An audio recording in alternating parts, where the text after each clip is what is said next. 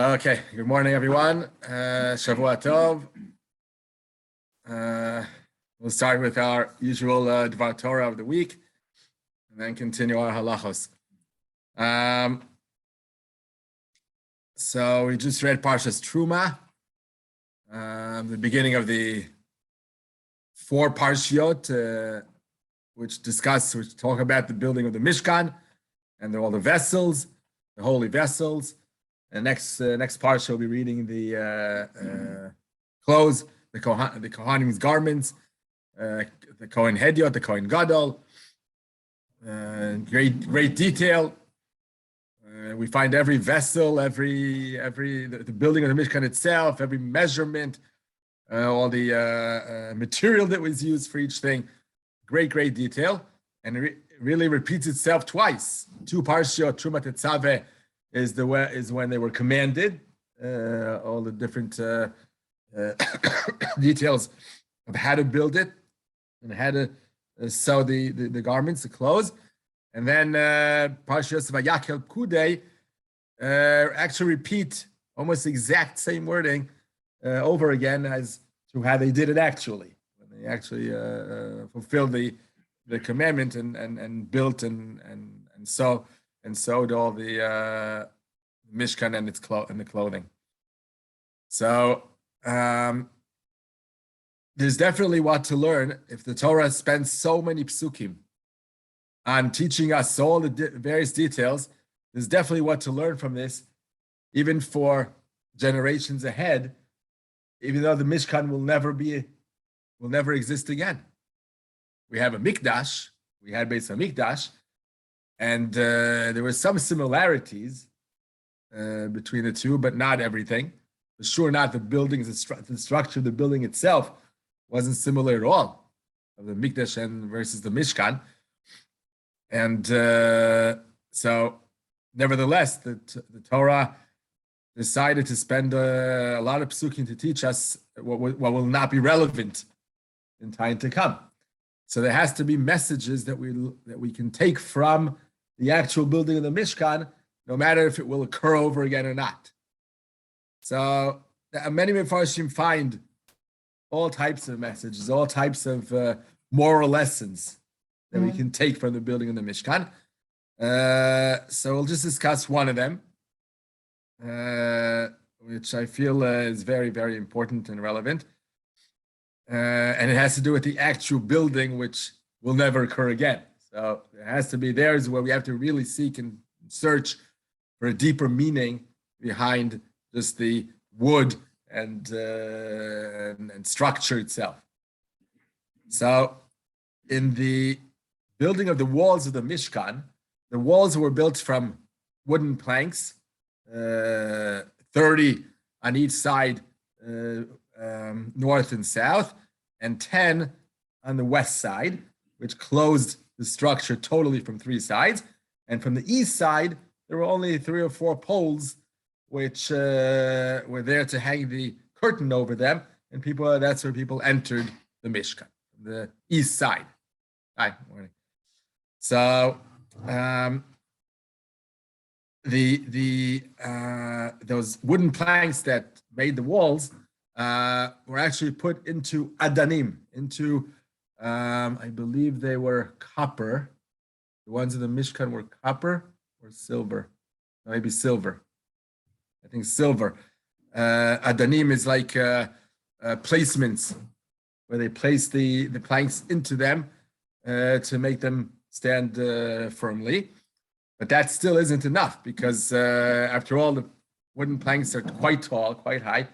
Even if they're standing within those placements, they can still topple over and fall over. So they had, besides that, they had the brichim. What were the brichim? Brichim were these sticks, wooden sticks. Oh, so there were 2 types. There were the brichim that from the outside of the planks of wood, they had these rings, these, I think, golden rings on each and every wooden plank. They had 2 rings, one higher up, one lower down, and these sticks went through all the rings. So on 3 sides. So that really made the structure very firm and strong. But besides those brichim that came from the outside of the wall, and they were visible, you could see them from the outside, there was one more bariach, which is called bariach hatichon. The bariach hatichon is the middle one, because you had the one higher and the one lower, and the middle one went into the planks of wood themselves. Meaning they drilled holes in each and every plank of wood in the center of it, in the center of the plank of the wood, and that stick, that bariach hatichon, went through all of them, and actually was covered. You can see it. It's inside the wood. And there was something very miraculous with this bariach hatichon, with this one that's in the center. The miracle was that it was all one stick for all three walls.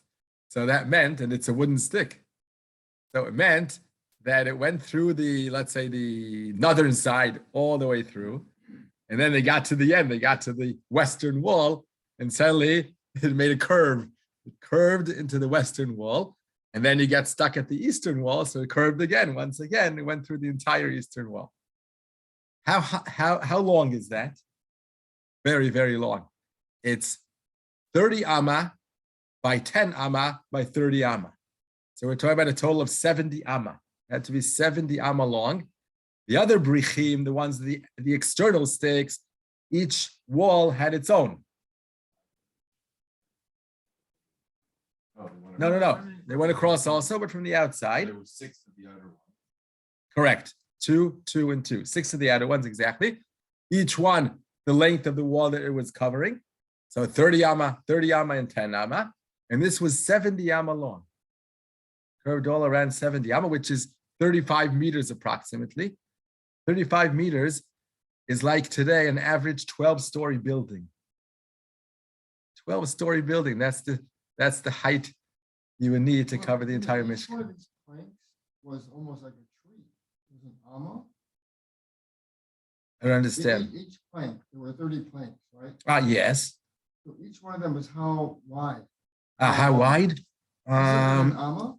It was 10 amma high, which is 5 meters, and an amma and a half width. An amma and a half width, which meant for 30 planks, you get 40. You're saying width is more than the height? I don't think so. No, there were 20. How many planks? The width of each plank was an amma and a half, and there were So there were 20 there weren't 30. 20 Yeah, 20 of them. Right, right, right. There were 20 of them. An amma and a half makes 30 amma. Right, that's what it was. 20 planks, amma and a half width each one. So 30 amma total. That was the wall. About almost 2 feet. Each plank was almost 2 I'm not feet. sure how feet work because I'm not familiar with feet. 1.5 feet. An amma is 1.5 feet. One amma? An amma is 1.5 feet. So an amma and a half is around 2 feet, right? Huge plank. Yeah. Quite wide, right? Planks are yours? Yeah. Was each plank a perfect square, amma and a half by an amma and a half? Ah, you mean How deep was it? the width of it? How deep was it? I don't think it says that measurement in the Torah. That dimension is not given in the Torah. It's interesting. How wide, how deep was it? How thick? Yeah. Not sure it gives that measurement in the Torah. Interesting. Let's check that one. Not sure. The internal stick goes in, we go into it. Yeah, it can be very thin. Yeah, it also has to be warm. It has to be quite thick. How is that base, resh, top? No, bet, resh, yud, chet. Yud, chet. That means a pole. Briach. They translate it as bar. A bar. Oh, B-A-R. that's a good way. That's a good word. A bar, right? There were bars, exactly. Okay, now, and now when they took apart the Mishkan, each time they moved from place to place, it took apart the entire Mishkan. They took apart the walls. It took apart. They covered the vessels, and they took it from place to place. When they took it apart, what happened to that stick, the bariach hatichon? So it straightened out. It suddenly straightened out, and it became a tremendously high, like we said, 12-story stick, short-story building, average short-story building stick that was standing very tall, straight up, like wood should be, all straight, all the way up. I guess it served, as they were walking, it served to show the entire camp of 3 million Jews where they're going. You see this tremendously tall stick, you know where they're going. I think that's part of it. It was also had Ananei Kavod all around them, so they had many ways to tell where they're going, but this was one of them. Did the Levim walk first? The Levim walk in front? The Levim, actually they walked in the center. That's my understanding. Right, walked in the center. But still, when the stick is very high, so even if you're in the center, everyone sees it all around, all four sides of the camp. They all saw it walking. They walked the way they encamped. There are two ways to the two Tanaim have machlokes. Either they walked the way they camped, or they walked tribe after tribe in a straight line. Tribe in a straight line. Right. Dan Masef l'chol ha'machana. Yeah. Okay, now, so what is the moral lesson? What can we learn from this Beriach HaTichon, from this miraculous stick? The Gemara says that it was straight like a torin, like a, the stick in the ship. You have this long stick. That's what is it called? Mast. Okay, good. New word for me.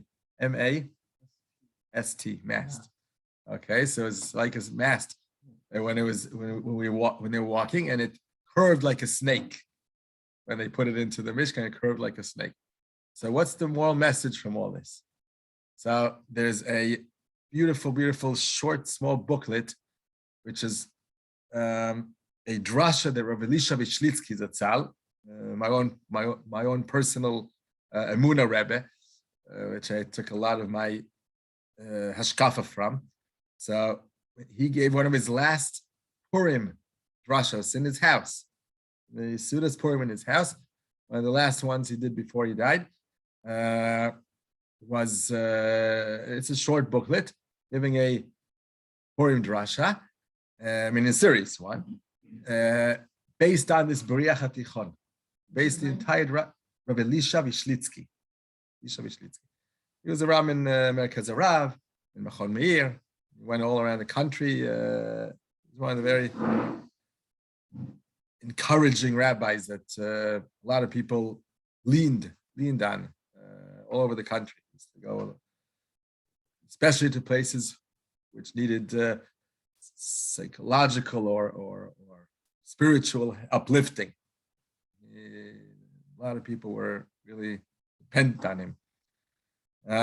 Anyhow, so it's called Beriach HaTichon. That's the name of the booklet. And the idea, he says, is the following. He says, this Beriach HaTichon, Chazal tell us, besides the miracle that happened to it as they took it out and put it back in, Chazal tell us that this stick, this wood, was taken from the Eshel that Avram Avinu was notea back in Israel, in Eretz Canaan. Vayita Eshel Biver Shava. Avram Avinu planted a tree, Be'er Sheva, and a branch of that tree was the Beriach HaTichon in the Mishkan. That's a tremendous.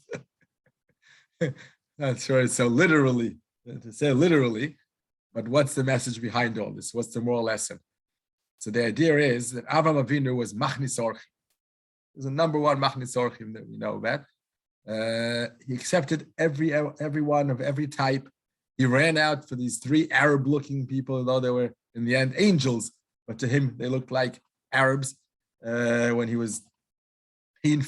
had all that pain from his bris milah 3 days before, and he was 99 years old, and he runs out to accept them, and he serves them, and he runs to get this and to get that, and he's standing and waiting over them, and tremendous machnis orchim.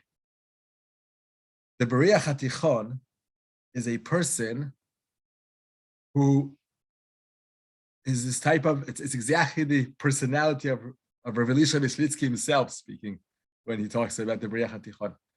It's a person that serves as an encouragement and accepting of every type Jew, of every person.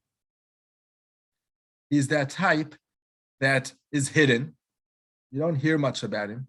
The B'riach HaTichon, as we said, was inside the planks of wood, not even on the external side from the outside where you see them. Inside, you don't see it.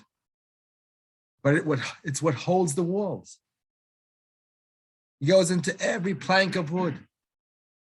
Each plank is a Jew of this type, and another plank is a Jew of another type, another plank is a Jew of another type, and this hashkafa, and that hashkafa, and this leaning, and this leaning, and this understanding, and that understanding, and doing this and doing that. All the planks of wood get this strength, get this positioning and strengthening and holding by the B'riach HaTichon. Goes through each and every one. And the idea of bending is the fact that you're able to bend yourself to accept other opinions, to listen to people.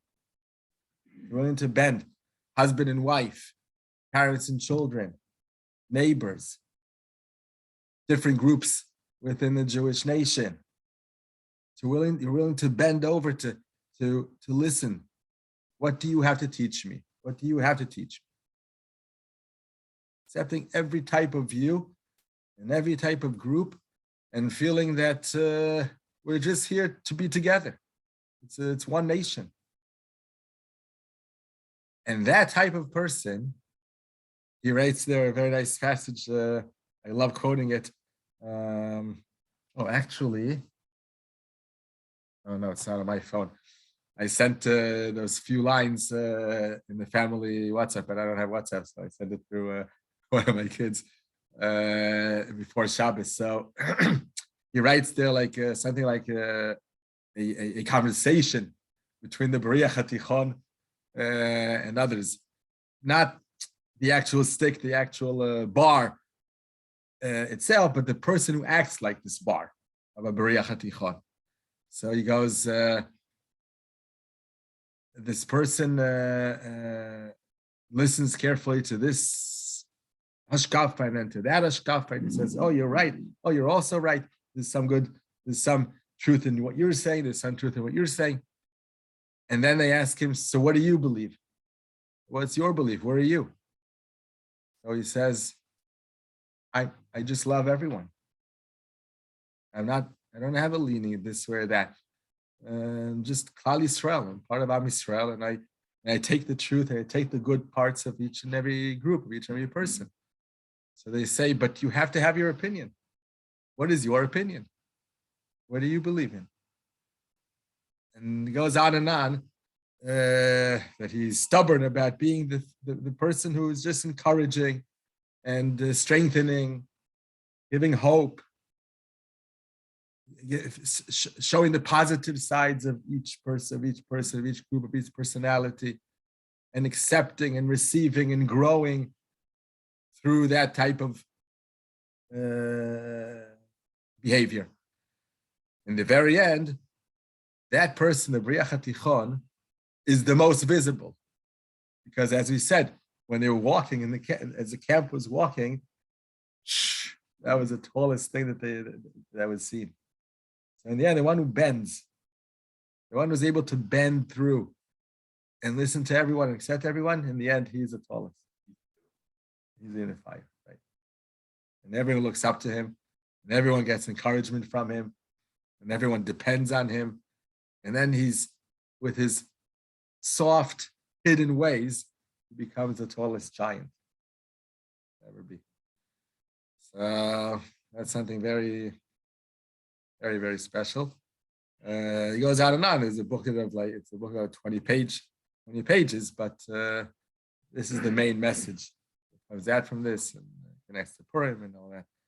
So that's like an idea that comes from just from one stick in the Mishkan, one bar in the Mishkan, which will never ever be over.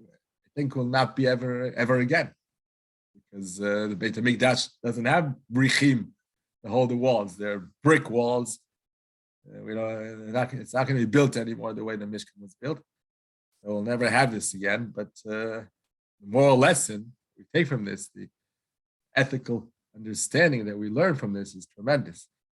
That's why the Torah had to go into every single detail, and we had to try to seek and find what the details teach us, no matter if, besides the fact if it's ever going to occur again or not. Okay, so Do you then. know what the Mishkan is? Is it buried somewhere? Is it saying to No, it was destroyed. It was destroyed by the Really? by the Plishtim. Leah Cohen. Right, by Eliah Cohen. It was in Shiloh. The last time it existed in Shiloh. It was from the Gilgal to went through places in Israel. It landed in Shiloh. It was there for 369 years. Yeah, 369 years it was in Shiloh. It was like Beit HaMikdash. All Jews came there and Aliyah Regel and everything. Elkanah, the father of Shmuel, Kana, was famous, was known for bringing more and more Jews, because at that time there was the spiritual level within the Jewish people was very low. When was this? This was the days of the Shoftim, but towards the end, what? Very end of the show. The very end, right?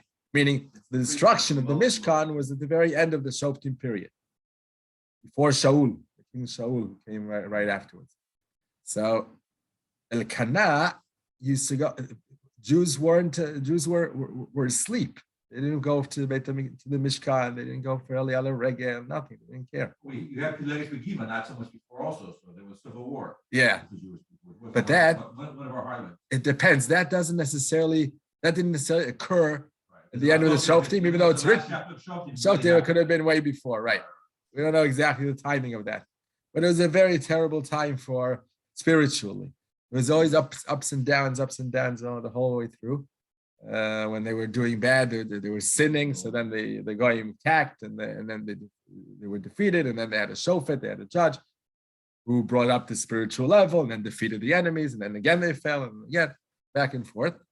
And Elkanah was this type of person that awakened people to come to the Mishkan. He used to go each time that they had a Aliyah Regel, he went from a different route. So each route he took with him the people on the route. So in the end, he was taking almost Klal Yisrael because he chose so many routes, and those who came the previous time came along as well. So he awakened the entire Jewish people to come and serve Hashem in the Mishkan. And this is the way that Shmuel, his son, took after him as probably the greatest prophet we ever had. The pasuk in Tehillim, which we say every Friday night, every Erev Shabbos, we say, Moshe ve'Aaron b'choanav, u'Shmuel b'korei shemo. The Gemara says that here we find that Shmuel is compared to Moshe ve'Aaron. Moshe ve'Aaron b'choanav, u'Shmuel b'korei shemo. Like Moshe ve'Aaron, equivalent to Shmuel. Shmuel is equivalent to Moshe ve'Aaron. So he's one of the greatest prophets ever, the son of Elkanah and Chana. And he did the same. When he became a prophet, he went to every town and strengthened and encouraged the Jewish people to worship Hashem. He created a whole movement of Tshuva movement. Elkanah and Shmuel, father and son, were the first Tshuva movement in the Jewish people. Awakened everyone for Tshuva. And he didn't stay in his Beis Medrash. That's for something. That's a different. He wouldn't ignore people. He bought his own supplies. Oh, that's that. Yeah, but at that point, Elisha would take my people. He would take right. But I'm saying, yeah, but that's not the point I was emphasizing here. I was emphasizing the point that he didn't stay put in his Beis Medrash and wait for everyone to come ask questions or come seek him, and that he went around each town and gave drushos, prophecies, right, exactly. Outreach. He did outreach. Right. He had strength and power, right? So that fits very well the Bria Hatichon we're just talking about now. It's that type of person. It's that person that just connects and connects and connects. He goes to every town, every tribe, just to strengthen, to encourage people. That's all he did the whole time, encouraging, strengthening. That's what we need now, yeah, sure. We're so much the opposite now, that every person, and especially our leaders, are so narrow narrow to what they believe in, and they don't care about anyone else that doesn't believe the same way. And very, very, very sad situation we're in now. We need this type of Rabbi Elisha Vishlitsky, that type of leader, that type of rabbi. It was unbelievable. He was just, people leaned on him because he just gave encouragement. He spoke positively to every person, every type. Really special. What's so interesting is that Yeah. Shmuel being such a big tzaddik and special person as the rabbi is describing so accurately, what happened to the kids? Yeah. Just like Moshe Rabbeinu. Yeah. Amazing. Yeah. Eli, first of all, Eli's children also. Yeah. Really, really bad. Yeah, right. These are just Shmuel, we don't even know exactly what. Yeah. That's why I said to buy the shot. That's why I said use the word shot. Yeah. Yeah. Huh? Yeah. Shot, they were terrible. No, you're talking about Eli's shot. Yeah. But I'm saying by Shmuel, More, we don't know more much. ambiguous. Right. Ambiguous, exactly. There's definitely one tzaddik don't like his father. Right. No, for sure not. No continuation. Right. Yeah. We won't get into that. We don't know the reasons and whatever. But these are the type of people we need. That's the type of person we need to develop. Each and every one of us. We don't need to wait for a leader. Each and every one of us, if we act this way, even in our small neighborhood, town, building, whatever it may be, then we're doing good. We're in the right direction. What happened? There was a battle and the Mishkan was actually destroyed. There was a battle where the Jews were defeated by the Plishtim, and someone came to Eli to tell him that we lost the war. And the terrible thing was that they took they took the Aron out of Kodesh HaKodashim, unless there was some say a different Aron that was taken for war, and a different Aron that was in Kodesh HaKodashim, whatever. The sacred Aron was taken to the battlefield, as they used to do for every battle. That's not something wrong to do, it's the right thing. But since they lost the war, the Plishtim took the Aron, kidnapped the Aron, which was a disaster. That's like taking the holiest sacred object the Jews had. And someone ran to tell Eli what had happened, and he fell back because he was in such shock that this happened, and he broke his neck and died right at that moment. And then they It gets worse. destroyed. And the daughter-in-law? Which? I don't remember that. Oh, he also, not only was Aaron lost, the two sons, his sons were killed. Right, also. in a war. And then somebody was telling his daughter was pregnant, said that your husband died. Yeah. And I think she gave birth and she died in childbirth. Wow. I don't remember that part. That part. Wow. Yeah, it could be. Huh? Anyway, it was a whole disaster, and Plishtim just destroyed the Mishkan. So, I mean, the tablets and everything are gone. No, they gave it back. They gave it back, right? It's like a movie. You got to read it. It's like a movie. Yeah, and then it They came had a back. plague of hemorrhoids. Right. God got them with hemorrhoids. Chorim, right. So they understood, they realized that it's because of the Aron. It's where that they took away, so they gave it back. But there was nothing left. And then the continuation of Shmuel was Shaul, the king Shaul. And then there was Heter Abamot. You were able to sacrifice any way you would like, because there was no public building where they were sacrificing. And then David HaMelech was the next king, and then he started preparing for the building of the Mikdash. So we actually had the tablets back at the time of the Mikdash. Yeah, sure. Yoshiyahu. Yoshiyahu, right. Yoshiyahu buried it already. Yeah. So The does- second temple had no tablets, no rock. The Kodesh HaKodashim was empty in the second temple. It's something we don't realize. For 420 years, the second temple was existing. The Kohen HaGadol, every Yom Kippur, used to go into Kodesh HaKodashim and see an empty room. Most of them were documented. Yeah, that's true also, right? Most of them. I think he still brought the Torah into it, didn't he? Yeah, sure. He brought the Torah to the Even Right. Hashtia. The Even Hashtia. That was inside there. Right. Had a rope around his waist. Yeah, Drop he would die. They had to Pull pull him him out. Right. He used to buy by money. He used to buy the position by money. They weren't worthy of being the Kohen Gadol. And yeah, it was terrible. Right. You could die within the year. Doesn't mean die that But they weren't. No, but they had that rope. They had that rope. It's true. I know. They pulled him by the leg or something. I know, but if they died every year exactly on that day, then nobody would be buying the job. Or buying the job, Come right? on, Yeah. It's like committing suicide. It's like committing suicide. Exactly. Yeah. Then you could explain it. Uh-huh. Why you want to Yeah. follow it. I guess it was once in a while. That second. Right. Yeah. Yeah. Maybe the first That two. attitude also is true. Yeah. Lisa like. Yeah. Does it say Tanakh, does it say the exact specifications of the Beis Hamikdash the same way it does in the Mishkan, the Torah? The structure, yeah. In the beginning of Malachim Aleph is where we have the whole building of the Mikdash. Yeah. There's also description in Yechezkel, the last 8 chapters of Yechezkel, from Mem to Memchet, is a description of the exact description of Beit HaMikdash Shlishi. The problem is we can't understand a word there. It's very difficult. Very difficult to understand what's going on. You need like a top adrichal architect to understand what's going on there. And even that, I'm not sure we can understand. We need a prophet to explain to us what Yechezkel meant. But it's all written also exactly how to build it. Okay. So should learn from the Beriach HaTichon how to be and how to behave, and then that will be good for Klal Yisrael.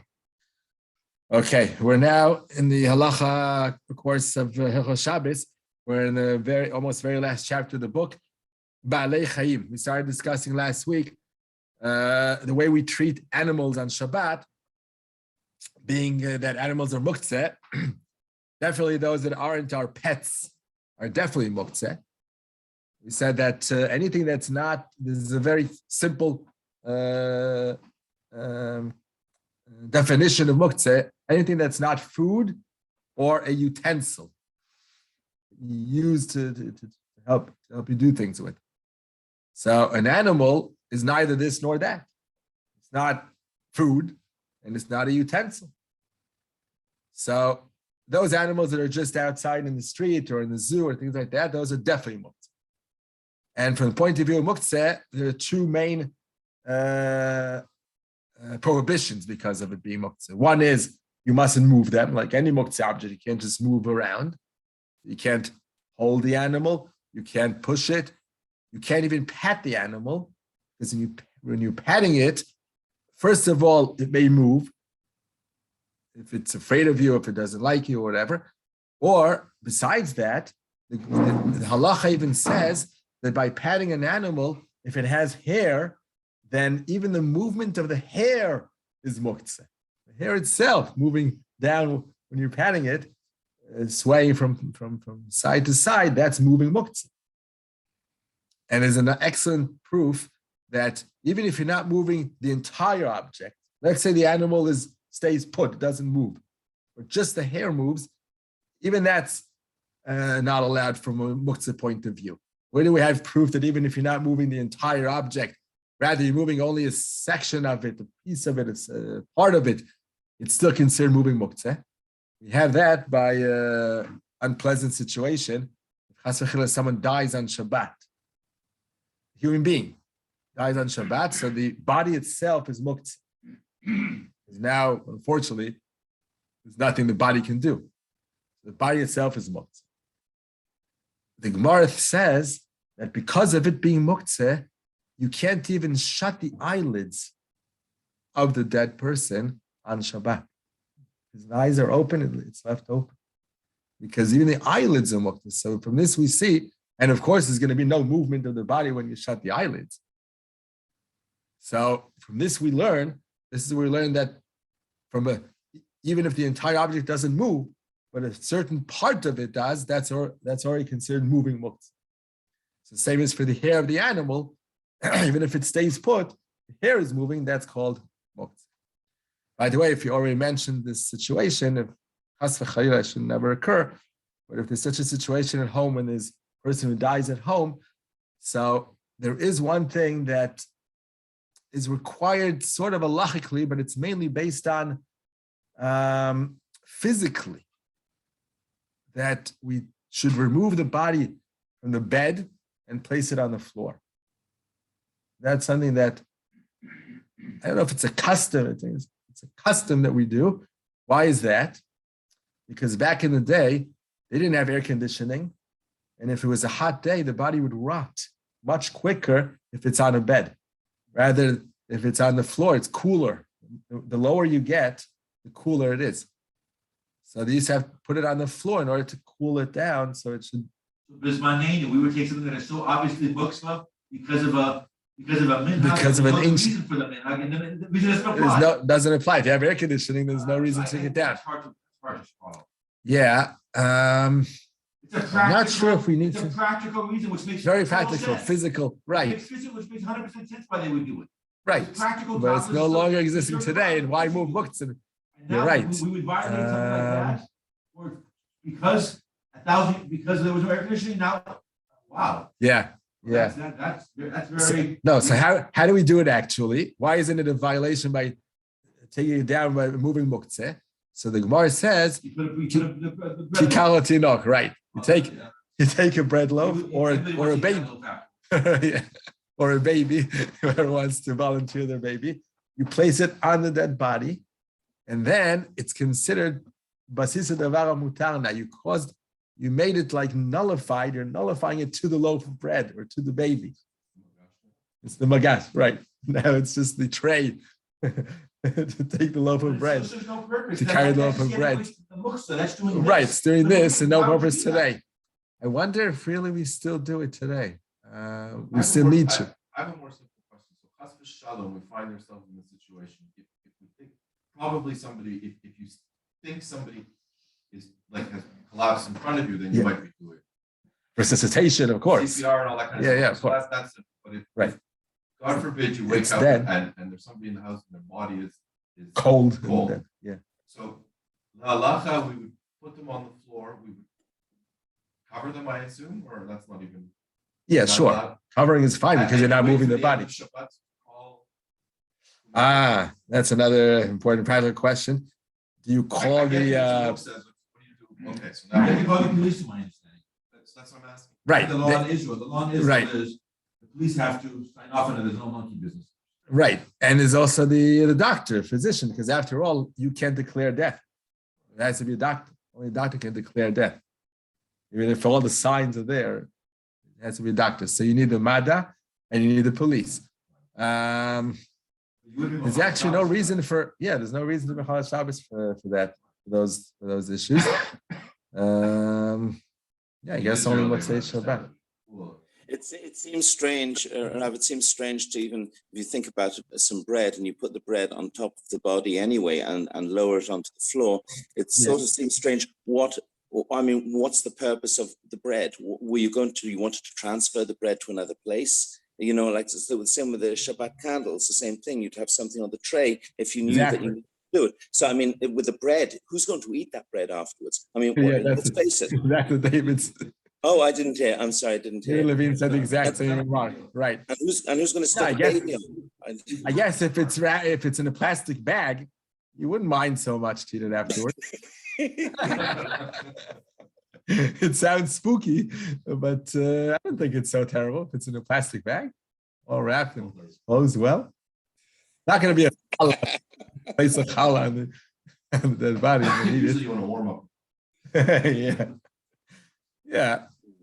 By the way, these are just examples. You can take any non-muktzeh object. These are just examples. It has to be something important, like a loaf of bread or a baby shows some importance. It's not a piece of Lego you place on the dead body. That's not, you can't nullify the body to a piece of Lego. It has to be something important, but you can take a toy, full toy or that type, or even the halacha says, I just remember now, the Ramban, and it's quoted in the Shulchan Aruch. This is in Shin Tet, Siv Dalid. The Shulchan Aruch says that if you have clothes, you just take a shirt and place it on top of that body, that's already okay. And then the Mordechai, the Mordechai says, And even that's quoted Shacharach, but that's only quoted as Yesh Misha Omer, so we don't hold that way.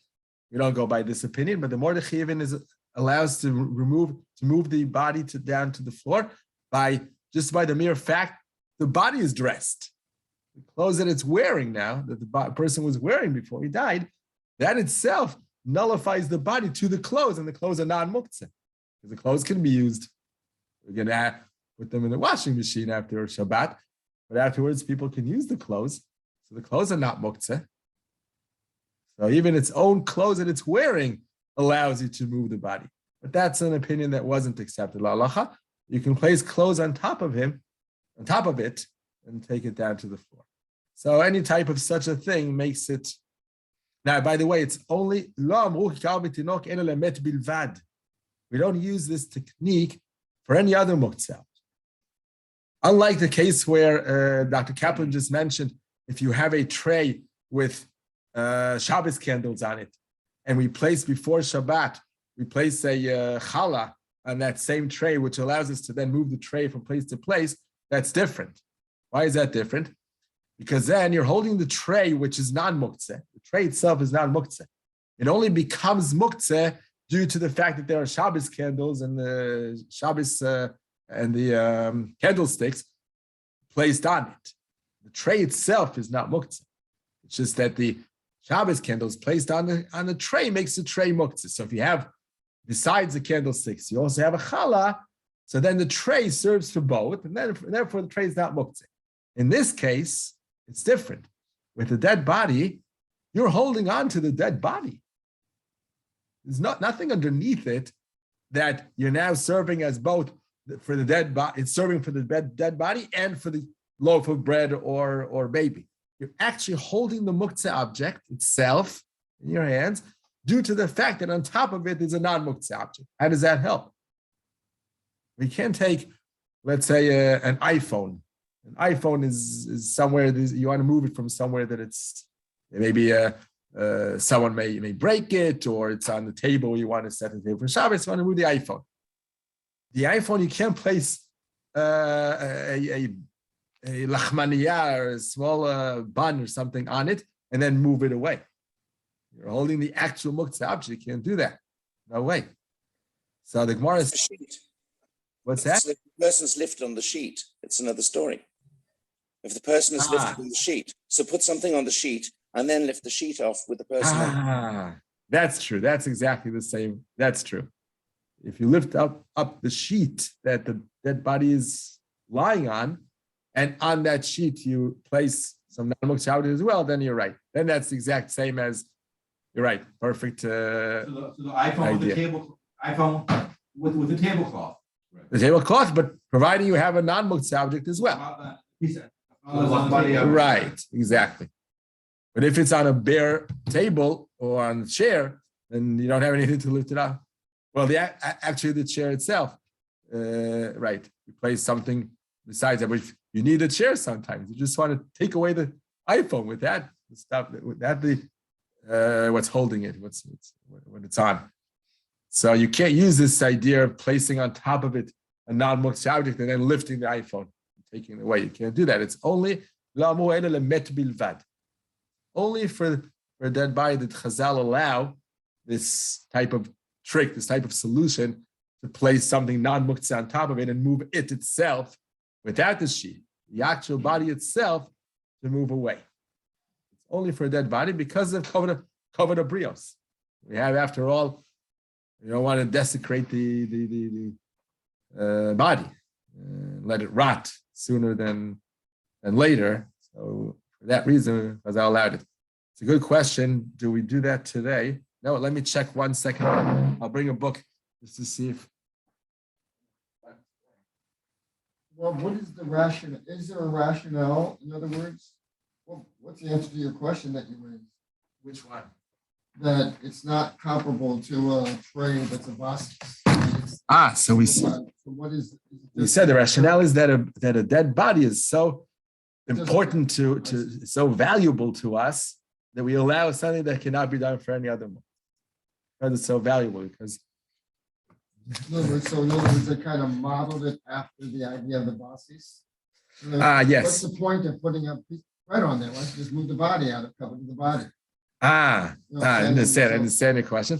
Yeah, it's modeled after that, and it's the idea that we nullify the body to the loaf of bread. It's like saying now the body is serving as a tray for the loaf of bread, which is similar to the tray serving as a tray both for the candlesticks and for the loaf of bread. So it gets nullified to the loaf of bread and not to the candlesticks, and then that's why we're allowed to move. Yes, model after that. Right. Just check if I find it quickly. How do we treat nowadays? Which sefer is the Rav looking at? Pnei Baruch. Pnei Baruch is one of the best books that were written on Tirkhasha Beilus. I also took the Gesher Chaim. Which one is the Sioni one? The one that went by Sioni Rabbi? Yeah, that's Me'olam V'ad Olam. Oh. I didn't take that one, right? Me'olam V'ad Olam, Goldman. I could check that one as well.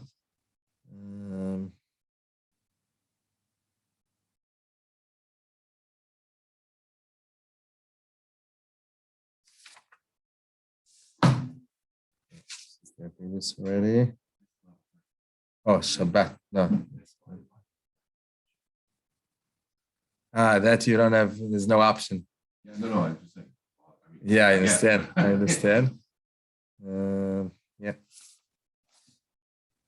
Let's see. Maybe in the table of content. Find something. That's another reason to move it in nowadays. If you don't want a dead body in a certain room, so It's you, like in the living salon room or something, right? right, living room, it's impossible to so that's another reason to move it away. Even not for the idea of cooling it down, but just for it to be in a room that you close the door in at least. Somebody's bedroom, close the door, but you don't have to put it. Is it a halachic? Like, are you? Oh, that's what I'm checking. Is it something that we have to do today or no longer? It's on. I have to pull it up anyway. Yeah, right.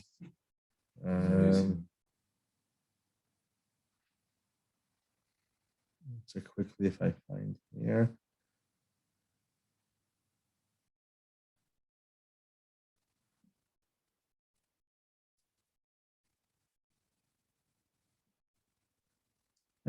Let's see under Shabbat.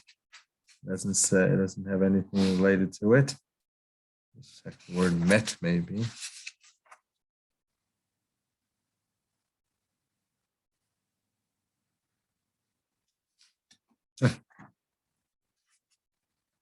Maybe tool. That's the last one I'll check. No. I don't see here in the share contest any discussion. I'll just check the Gesher Chaim a moment. That's Rav Tikochinsky. Passed away in the 50s? Rav Tikochinsky? I think later than that. Yeah, later than that. 60s maybe.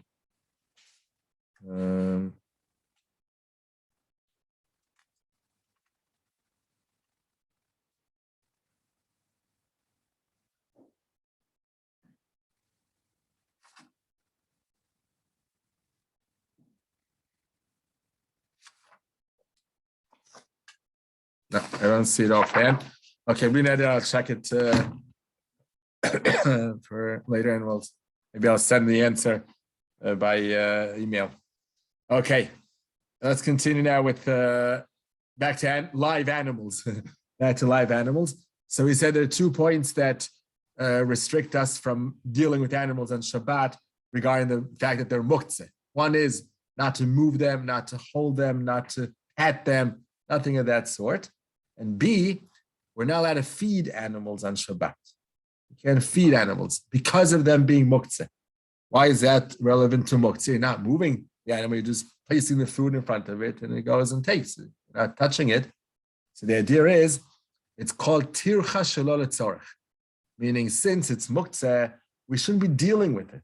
It should not be part of we shouldn't do any sort of effort for a muktzeh thing. So even if it's not too much effort just to place a bowl of milk in front of a cat, but it's still called Tirkhasha lo letzorach Shabbos. You're dealing. That only applies to animals that your animals, of course, you have to. Oh, okay, exactly. That's the next step I was going to get to. Exactly. Both restrictions of moving the animal, patting it, and so on, and feeding it, do not apply to a person's own pet. If a person owns a pet that needs care, he needs to care for it. You can't just not feed it on Shabbat. It doesn't have to starve on Shabbat. It's not a day of Tanit. We're not allowed to fast on Shabbat. So the animal doesn't have to suffer on Shabbat. So for sure, no question, it's lechatchila allowed for the owner of the pet to feed it on Shabbat. And if it needs like a dog, which needs to walk the dog, you walk the dog on Shabbat, because it's for its own needs. Even though you're moving it at the strap, but taking it here and there. Best really, the poskim say that on Shabbat, you should try your best to let the dog lead you instead of you leading the dog on Shabbat, because the least amount of movement that we cause the animal, even as the owner of it, the better. Now, what about playing with the dog on Shabbat, just in the house? So that also is not so simple, even the owner. Definitely strangers should not be playing with the dog at all on Shabbat when they go to someone's house. They can't touch it, they can't pet it, they can't do anything, pat it, they can't do anything of that sort. But for the owner, since a lot of these pets need some affection, they need the touching, they need the petting, the patting. It's for their well-being. So we're allowed that as well. So this is for the needs of the pet. Yeah. I understand a muktzah object that's inanimate, but whatever level their animals act independently. So if there's if I come outside and there's two cats eating away at the garbage and making a mess, what you're saying is I can't go up to it because my shooing them away, right, I'm would acting, causing moving a muktzah object that I'm not supposed correct. to. You're not supposed to do that. So just Correct. And that's Trumah. No, that's direct. That's direct. Yeah, Trumah. even that. Why is that grama? Grama is that it doesn't happen immediately. It doesn't mean that grama doesn't mean that it's a delicate action. That's not grama. They heard a noise because the noise they heard, they moved. But it's immediate. It's immediate. So, but my question Grama is, is they have a choice to move or not? Also, they have indirect. Yes. If I take them up and I move them, But it's keilu because not afraid of anybody. Yeah. Okay, so so then you're right. Such a cat, if it doesn't move immediately, and it takes the time to, but it doesn't matter because if you get it to move, that the last step that gets it to move, if you use your foot very strongly, or you sort of as if kick at it, not really kick it, but kick towards it. The last move that you make that makes it move, that's already moving muktzah, right? You can't do that. If you're walking in the street and it runs away from you, you can't help it. Then that's not in grama, it's called mitasik. If you're walking in the street normally and it moves away, runs away, so that's mitasik. You didn't do anything on purpose to move it. But if you on purpose shoo it away, that's a direct action of moving muktzah. Yeah. Not only that, if you mention that, imagine if you have a fly in the room. Fly is also an animal. A living creature, and you want to shoo it away. It's not simple. Right. So if it's on you, bothering you, mamash, so you move your head. Yeah, you can't help it because you can't stand it now. But if it's down in the room, lying in the room, and you want to shoo it away, you can't do that because those are means of moving the animal. Okay. Now we'll get to this was like an introduction to the chapter. Now we'll get to the actual cases in the chapter. The first case is Titune Malim and Mechutz Habayit. Ants that are crawling around. How do you get rid of them on Shabbat? How do you get rid of them? Now here we have two problems. Moving muktzah, again, can't move any animal. And B, killing an animal is not allowed at all. That's called netilat neshama. It's one of the lametet malachos. Although it's not going to be the right ever, not ever, but at least these types of creatures, because you don't need the dead body of the animal. It's not malacha tzricha legufa. It's called malacha she'ena tzricha legufa. All you want is that these ants won't crawl there, right? So you want to get rid of it, not to use it. What was that, Harley? Or grow somewhere. Oh, okay. So that's what you want to do, redirect them. So from the point of view of killing, you're not killing them, hopefully. Trying as gentle as possible, you don't want to kill them.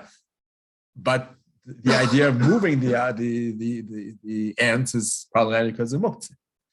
So here we can use a permissible object, which we don't touch the animal itself with, and we redirect them by moving them to a certain direction to go out of the house, like a broom. Exactly, take a broom.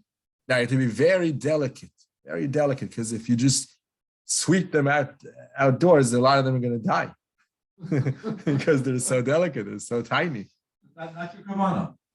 Right. So if it's a nomit kaven, you're allowed. If it's not your kavanah, if it's not your intent, you're allowed. But it has to be that it's not psik reisha, that you don't do it in a way that it has to kill them. So if you do it gently, that's why I said do it gently. And then even if some die, it wasn't your intent. And the Baal mit kaven mutar lechatchila. If it's not mit kaven, if you don't have an intent and it didn't have to happen, didn't have to occur, it's not psik reisha, then it's mutar. We hold like Rabbi Shimon. It's allowed. So we use a broom to direct them outside the house. Get outside the house. That's allowed. Now, Shlomo Zalman added another idea. This is exactly what David said before grama. This would be a grama situation. He allowed a case, but it's only if it's tsar gadol, only if it's really bothersome to us. He allowed spraying around them, not directly on them, but around them, spraying some detergent or whatever you call it. Bleach. Yeah, but there's even this type of spray that kills them. The ant spray that kills them, right? Right. So you don't do it directly on them because then you're killing on Shabbat, but you do it around them. And then when they get close to that area, they die. And then you can sweep them away because then they're dead. Yeah. No, they are muktzah. No, they are. But you're using that answer muktzah for sure. No. Why would you need to sweep them away? Just because you don't want them in the house. You just don't want them in the house. But I'm saying, but how could you move them? The muktzah? So you're using that's what I say, using a broom. No, I'm sorry. Now they're dead, you're not worried about it. Right. Now you're not worried about killing them because they're dead. So you can sweep them strong, not gentle. All right. Yeah. In my bedroom, I can spray the ant spray around the ants, but and they'll get to it in a couple of seconds, and they'll die that way. Yes. The cat is in the garbage. I go, psh, that's us, sir. Spraying the ants. Your bedroom, that sits well. Halakhic definition. Yes, this is direct. This is indirect. They're not dying immediately. It'll take them time until they get to that area. Whereas this goes immediately, runs away. So yeah, that's how it's defined. Maybe you'll get to it. Let's say there's a bee or a wasp in the house and somebody has an allergy. So now it's just annoying. Oh, that's for sure. If someone has an allergy, for sure you're allowed to. That's dangerous. No, I understand. Can you kill it or you have to try to shoo it away? If it's pikuach nefesh, the allergy could really cause terrible damage and can die from it. Then wait, let me think a moment. That's a good question. We have different levels. Yeah, we have different levels of danger. Yeah, right.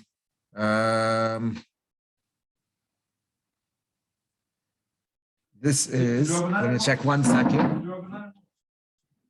Right, but I want to know what I'm going to be Is it the over. Rabbanan versus having pikuach nefesh? I want to know what I'm going to be over when I kill it. I want to know.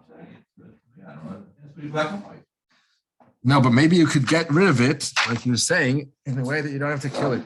There's three or four levels. It's in Shin Tet Zayin. In the Shulchan Aruch, it's Hilchos Tzeidah. That's where it's written, the hunting. So that's what's written, when can you kill an animal or when not, when it endangers you. So there are 3 or 4 levels of that. Take the other example, there's a mouse in the house, it's not going to be endangered. Right. It's going to freak everybody out, right?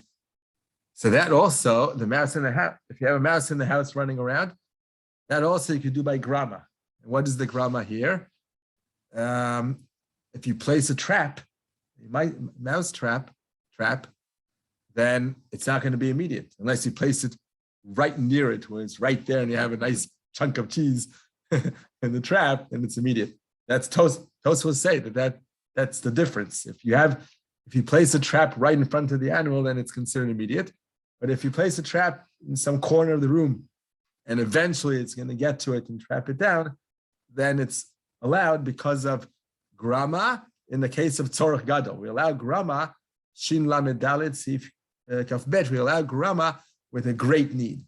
If everyone's freaking out, you could do that. People freaking out over a mouse. I mean, a mouse is not going to hurt anything. Yeah, but that's not how it works. Ask your wife. Ask your wife. No. Ask your wife. She's not going to come down. Yeah.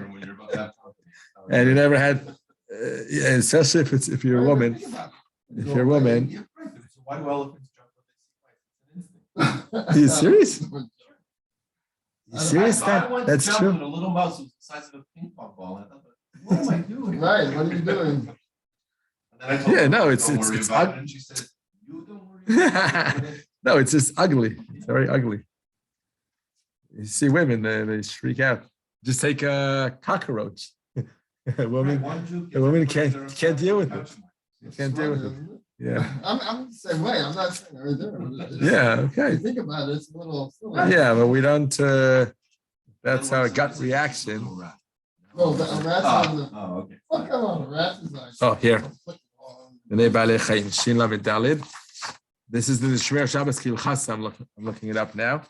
When can we kill the animal when it's endangering us? Actually kill. When do we have to just try to shoo it away?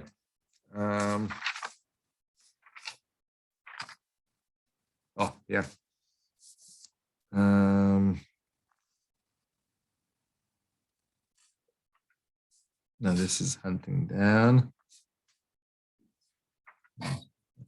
Oh, did you say the situation the intermikveh is mutter? Is that what you said? The Pesik Reisha, the intermikveh. No, that's not mutar. Pesik Reisha Nichale is rabbinically forbidden. I said the Parashanomit Kaven. If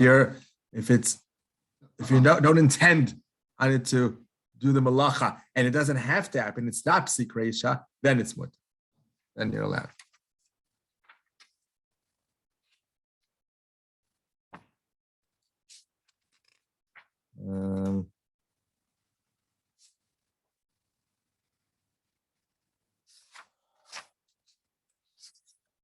Very funny, doesn't have. One second. I'm sorry, is not finding. There's a whole chapter on dealing with animals on Shabbat and Shmer Shabbos Tirkhasha, but it doesn't discuss killing them. Interesting. So again, I'll check behind.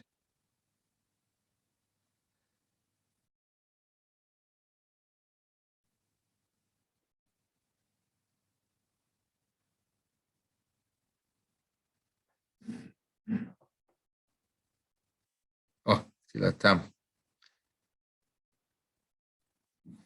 Kaf Hey and Kaf Zayin. So there was this chapter. Kaf Zayin Nun Zayin. Sec. Oh no, that's something else. So that's Kaf Hey. Okay.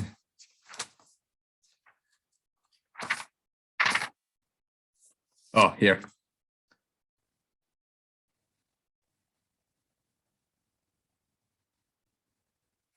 Oh, here he starts like this. The Shmir Shabbos Tirkhasha says like this: Mutar liktol kol chaya veremes sheneshichata mesakenet chaye adam. Any animal or bug or insect that its bite can kill a human being, we're allowed to kill it immediately. You go on kelev shoteh, nachash, or akrav, a snake or a scorpion, or kelev shoteh is like it's stray dog. What? Yeah. Not a stray dog. That's not straight. That's what it's called. Rabid Rabbit is what they have. rabid dog, right? The disease, right? The bites can kill you. Well, אפילו צירעה, a wasp, שהיא נמצאת בקרבתו של תינוק, near a baby. A wasp near a baby can kill it. Okay. Now it says like this. ומותר לקוטלם. So yeah, exactly. David was right when he said that it's פיקוח נפש. מותר לקוטלם אפילו כשהם עדיין רחוקים ואינם רודפים אחרי האדם. Even when they're a little far from you and they're not chasing after you, you can still kill it. Because this the mere fact that they can get to you, the snake is a little far away, but it can crawl quickly towards you, you can kill it. Oh, this is what we said, try to flee them away, try to chase them out, and that'll be enough. He says, no, even if they're running away from you, you can still kill it. Because they can always turn around and come back. Harav? Yes. There's one thing, but don't we learn, I think it's in Brachot, if you're saying the Shemona Esra and a snake comes, you're not to do anything because it will most probably just ignore you if you're not doing anything. However, if a scorpion does, you can kill it because a scorpion you can't trust. Right, but even the snake, the Gemara says it's only a snake. You have to be very intelligent to tell the difference. Only if you know your snakes. If it's RC, if it's poisonous, then you definitely run away or try to kill it if you know how to. But you don't continue your Shmoneh Esrei when you have a poisonous snake around. It's about a non-poisonous snake, lo RC. Only then you don't move in your Shmoneh Esrei. If you're not knowledgeable, then you just run away no matter what. The scorpion is something that's lethal. I guess it's hard to tell the difference between a lethal or non-lethal scorpion. So scorpion, you always run away.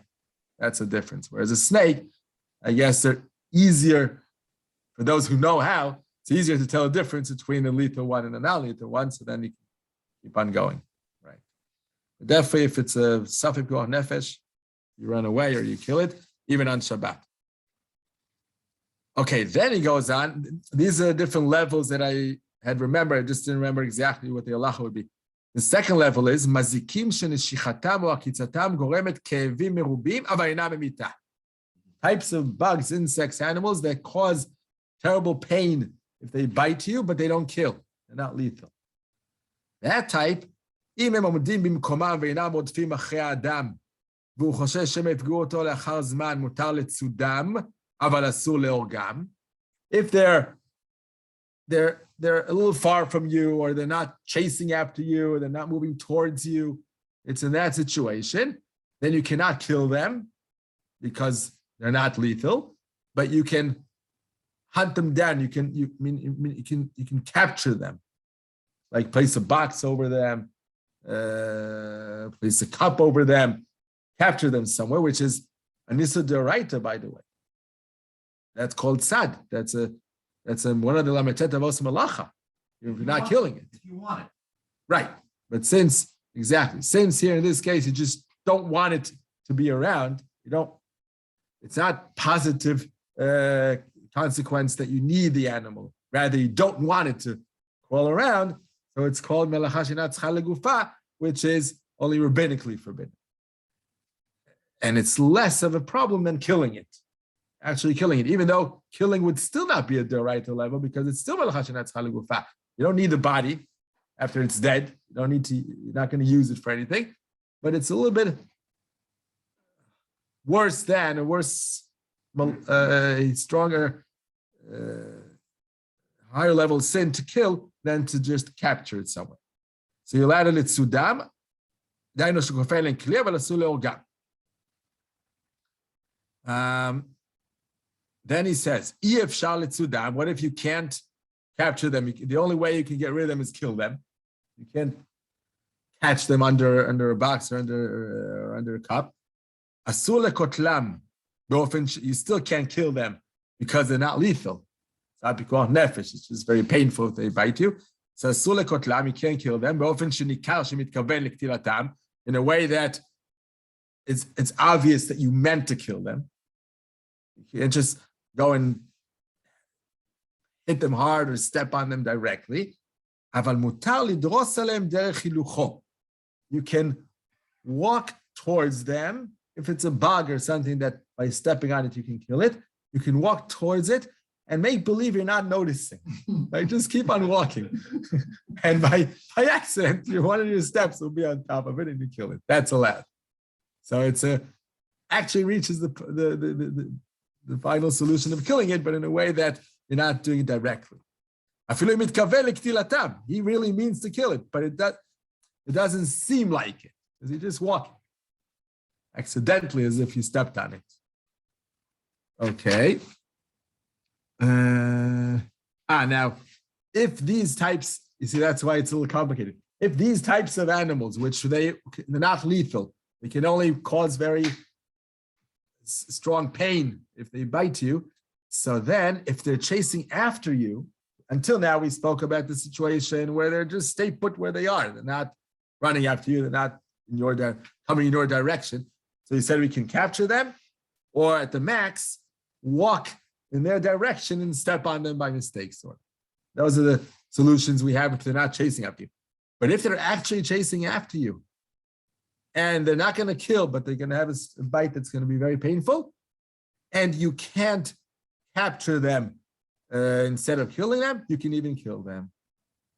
In this case, you can even kill them because they're chasing after you and their bite is very painful. That's the next level. And then,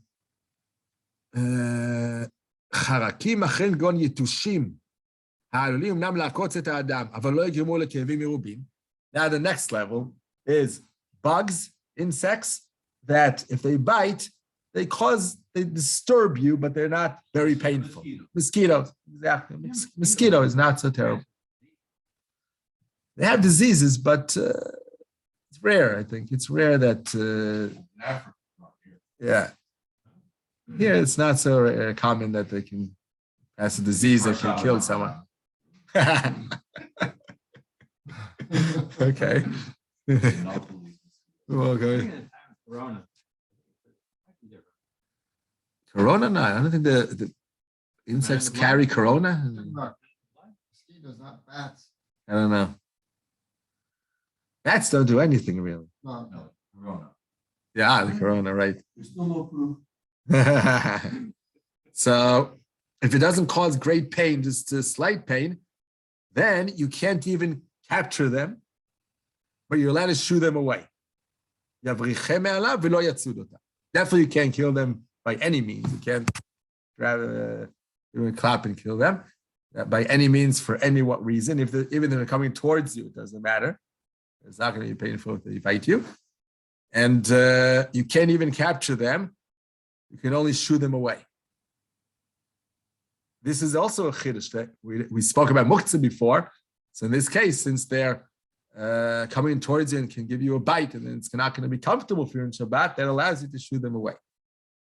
ובשעה שוקצים, או שנמצאים על גוף האדם, גם אם אינם מוקצים כעת, אם אי אפשר להסירם בלי לקחת אותם בידיים או בלי לצודם, אף מותר לצודם. The next level within this type of mosquitoes or these types of bugs, if they're on your skin right now, you see them on you right now, that you can even capture them. You can't kill them. Even at that point, you can't kill them, but you can even capture them. At that point, you can somehow catch them in a cup or something when they're on you. Amash definitely can shoo them away. That you can even do when they're not on you. But if you can't get them away from you, I don't know what situation would that be that you can't shoo them away. But if for some reason they don't go away and they're on you, then you can capture them. And you're allowed to capture them. אבל אין להרוג אותם You can't even do that idea of walking just coincidentally on them and kill them. You can't even do that. Okay. And the very last type of bugs and insects that can bother you, nemalim, zvuvim, becharakim. These are the types that don't harm you at all. Ants, flies, no harm whatsoever. They're just irritating, they're bothersome, uncomfortable, but not anything else. Asul le'ogam, obviously you can't kill them at all. Ve'aflo le'tzudam, o lidros al-yedei chilucho. Of course, you can't even walk on them as if you're stam walking and kill them on the way. You can't even do that. Ve'no mitkaven le'ogam.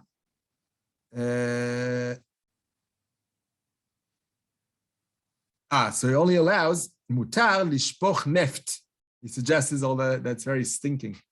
It creates a stinking smell in the house. Neft is they used to use for making a fire. What's that? Kerosene? Yeah, lamps, exactly.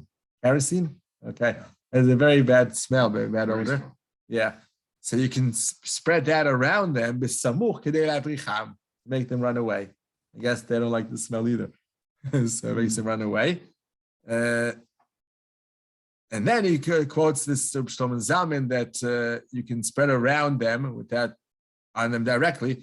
Tachshir kotel charakim, that type of spray that kills them, but not on them directly, rather only around them. By the way, I heard from a Rafir Malka that I think it's also written. Yeah, it's also written in the book here. But I hear him on radio saying this. That I don't know. I had to try it once. He says that for ants, if you spread tziporin, that's a type of spices that we smell for Havdalah, those black cloves, I think they're called, right? Cloves. So if you spread them on the countertop or on the floor around the ants, they run away. Very interesting. I guess they don't like the odor. We love the smell. That's what we use for Havdalah. Great odor. But I guess for ants, they don't like it, they run away. You can try it once. See how that works, but that's allowed. That's, for example, grama, David, because that's indirect. You place them there. It takes time until they start smelling the odor, until they start running away. Okay. Rabbi, yeah. I don't remember here so much, but in Pool on Sukkot, the wasps, some seasons you were under attack. Wasps? Actually, wasps? Wow. Unbelievable. I can't imagine. So having them under the plastic, it could be a joke. You have 15 wasps. Wow. But they also used to sell these like plastic things. Yeah. You put grape juice in it or something so it would attract them. And they get stick to it. Well, not stick to it. They go inside. They drown? They go for a swim and they never come back. That feels like sad. That feels like you're right. But if you place that before Chag, it's fine. Yeah. Anything you do before Chag or Shabbos comes in, and even if they actually get captured on Shabbat, no problem. Yeah, that's the easy solution. But we said wasps. So if the bites are dangerous, you can kill them even they're not chasing after you. But it may be difficult to kill them. That's also problematic. How do you kill a wasp? Are you serious? That's how it is in America? It's another reason to live in Israel. Sometimes it snows. Yeah, right. Yeah, I meant that because I understand you can barely sit in the sukkah. Raining, pouring, snowing. What's hard? You missed the mitzvah. Yeah, wow. Yeah, the Ramah says that even under rain, if it's a pouring rain, just make kiddush and then run in. You have to do something in the sukkah. Yeah, it says in the pasuk that I think the Gra comments about this, but not in this direction of understanding. But it says, "Vayehi v'shalem sukkah onato b'tzion." The pasuk in Tehillim. It doesn't speak at all about sukkahs. It's not speaking about sukkahs, but it mentions the word sukkah, his sukkah. B'shalem sukkah means that there's a completion of the sukkah. Onato, living in, ma'on is where you live, in your house, betzion, you live in Israel.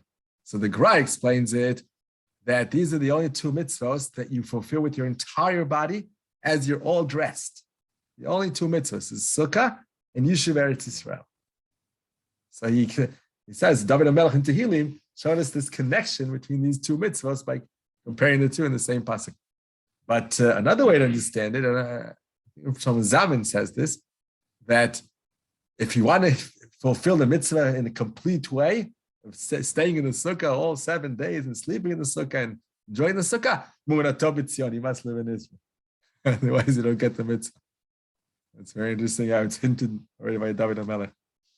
Okay. So we say, the next situation is if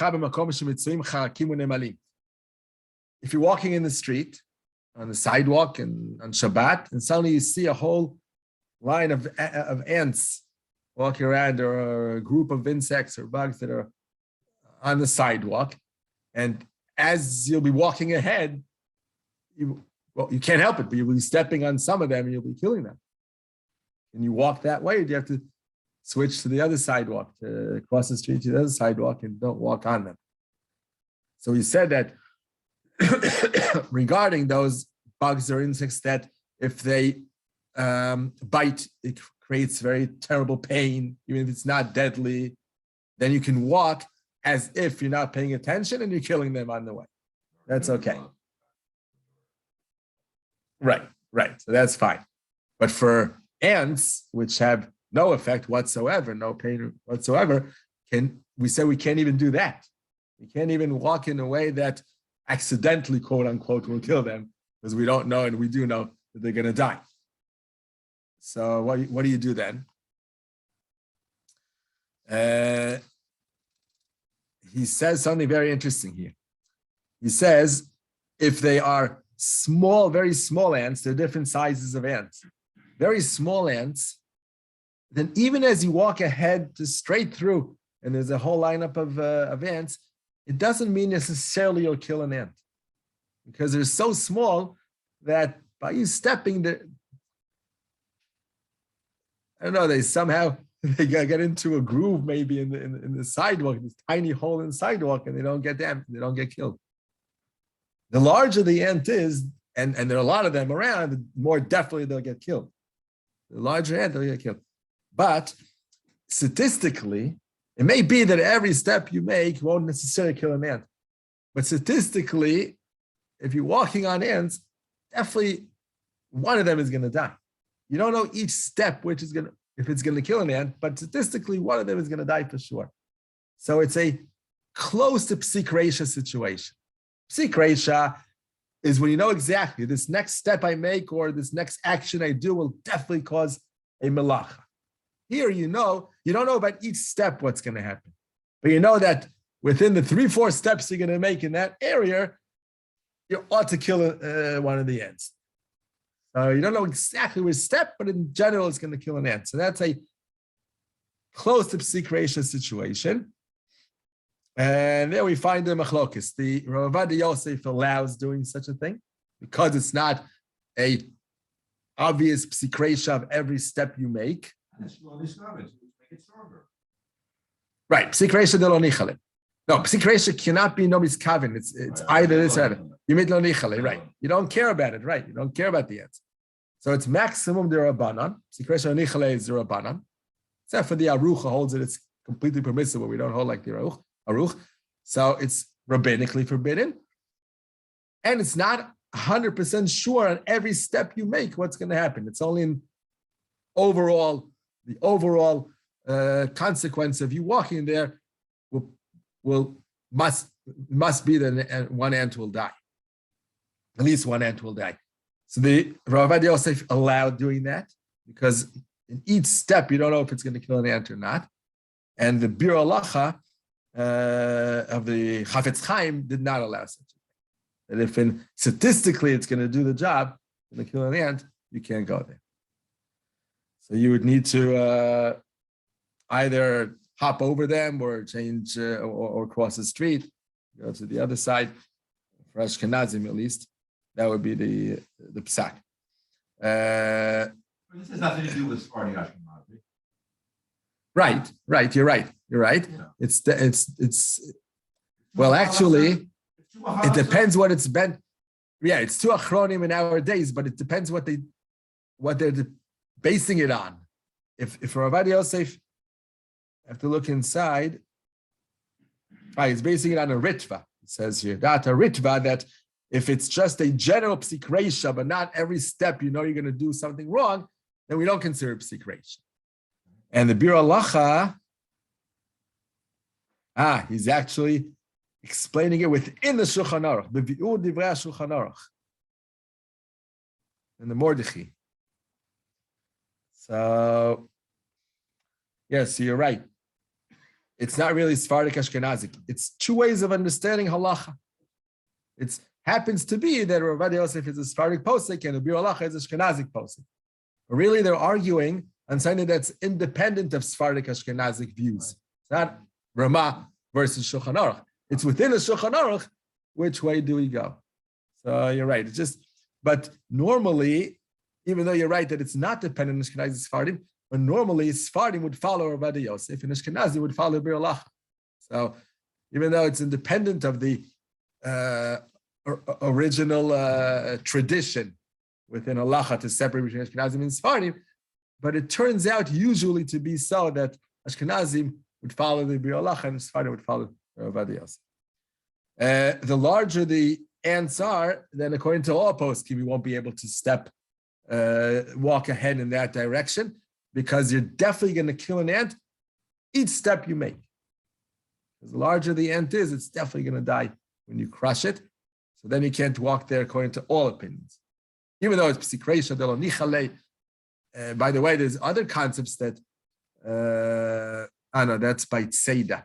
Ein b'minoni tzod, but that's by capturing, not by killing.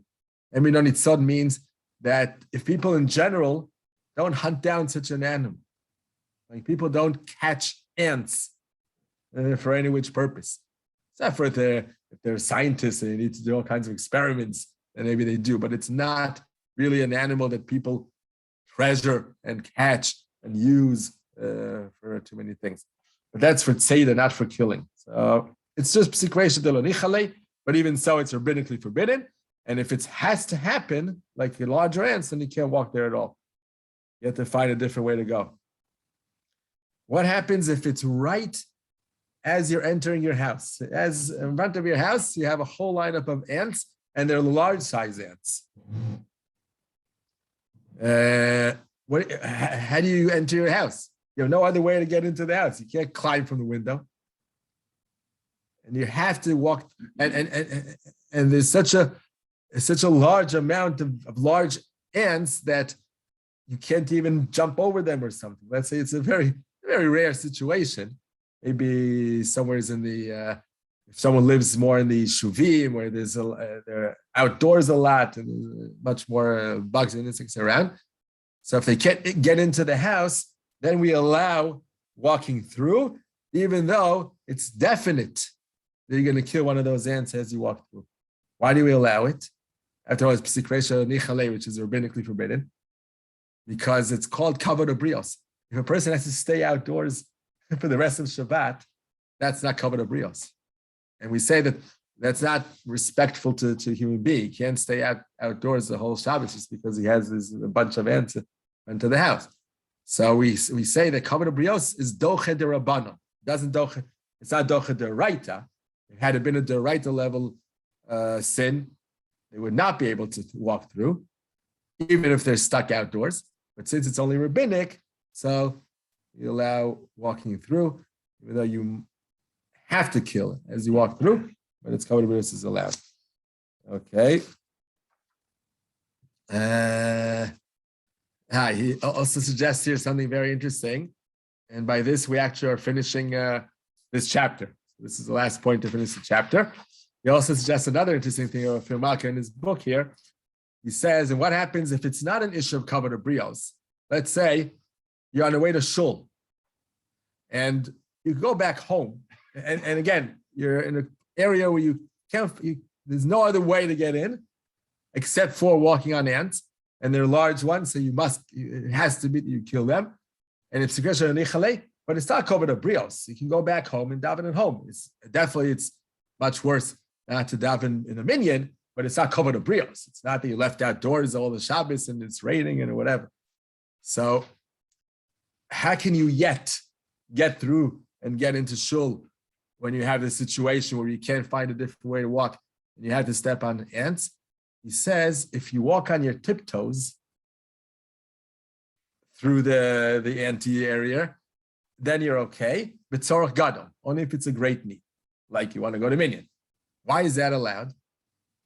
Walking on tiptoes doesn't mean you're not going to kill them. It's still Tirkhasha. It's still a most probable and definite situation that you're going to kill ants. It's not going to help because there are a lot of ants there, and one of those tiptoes will kill them. So why is that allowed? Because it's shinui. People don't walk that way. It's an awkward way of walking. So shinui makes it double derabanan. It's Tirkhasha de lo nichale, that's one derabanan. Beshinui, in an awkward way. Double derabanan. Bimkom tzorach gadol, bimkom mitzvah, we allow shin zayin sif hey. So since you have a mitzvah to daven in a minyan, in shul, so you get the mitzvah for a double derabanan situation, twice removed from deraita, we allow. That's another way to get through. But to your house, you don't need to tiptoe. To get into your house, you can just walk normally because it's the rabbanon for kovod abrios. To get into shul, he says if you're invited somewhere for Sudat Shabbat, you're invited to go somewhere, you don't have to go to that person. You can, in the end, rain check because you had ants on the way, you couldn't get through. So you go back home and eat what you have leftovers from the other meal. So it's not covered of brios, but in order to get actually to your host, and it's definitely tzorach gadol to eat by the people you were invited to, so you could tiptoe, which will make it a shinui, which makes it double derabanan, and then you're allowed again. Okay, so that's it for this chapter. This book, Baruch Hashem, we can say almost chazak chazak. We have one last chapter of inyanim shonim, random discussions, which is very short, like 2 or 3 page discussions. And then we're done entirely with this volume. Bezat Hashem will continue to second volume of this set, which will go over all of Hilchos Shabbos once again with other examples, with different examples of ideas. Okay, shkach to everyone. Very good. Shabbat tov. Thank you. Shabbat tov. Gladly. How do you back in shul? Shabbat. We want you back in shul, back in this memory. I'm close to coming. I'm close to coming back. Coming back? Great. It'll be fun to see you here with us. Everyone else as well. Okay, call to. Bye-bye.